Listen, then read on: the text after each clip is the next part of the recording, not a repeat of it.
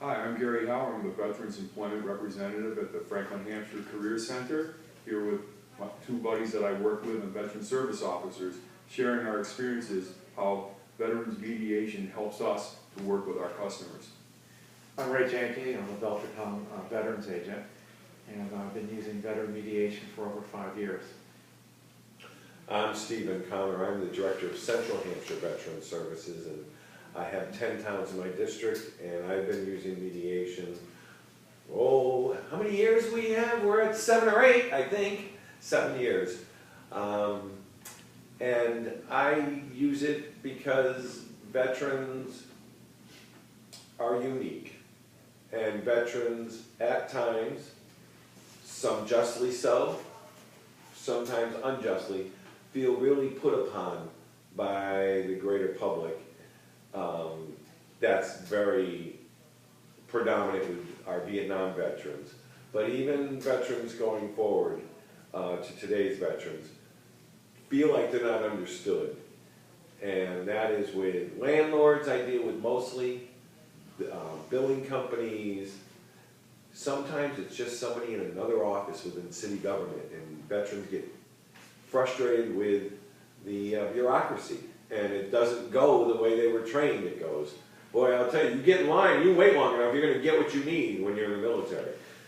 In the civilian world, you get in line to try to get what you need, and you don't have the right form, you got to get back out of line, you got to go over there, you got to go back home, you got to get this, and then you got to go back into the line, and they don't let you go to the front of the line, so you wait even longer. Those are things that create conflict, and veterans mediation, all the training I had, helped me to work through those things for our veterans.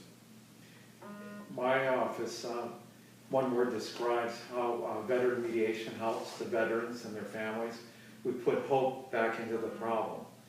A lot of times they come in and they're despondent and they're angered and they're worried about how do I resolve this in an efficient manner and without more agencies or time.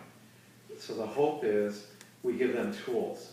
I come in, I listen to what the situation is, I say what is available here to get parties, it could be many agencies or a few, to communicate and connect and put the hope back into resolving this problem.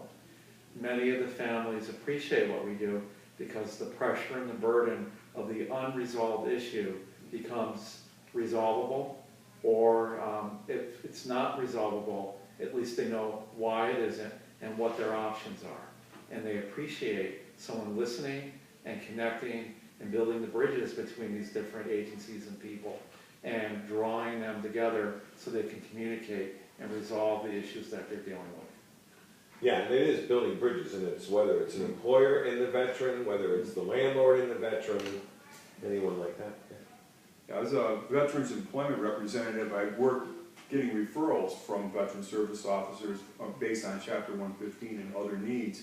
And often I refer them back to the veteran service officer of the town that they're in. I'm a sounding board and a listening post at first. Men and women that come in to see me often unload a lot of things that I've never heard before. Every day is a learning curve.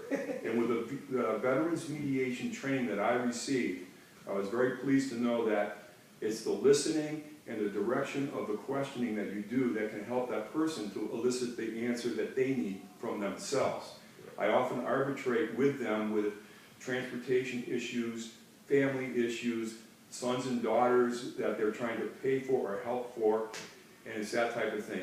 The average age of the person that I work with, I range from 20s right up through to in the late 70s, but the average age is about 55, and the skill sets of an individual who's under stress in that situation are often strained, and so what I try to do is help them to figure out how to fish for themselves and give them the resources they need to move forward.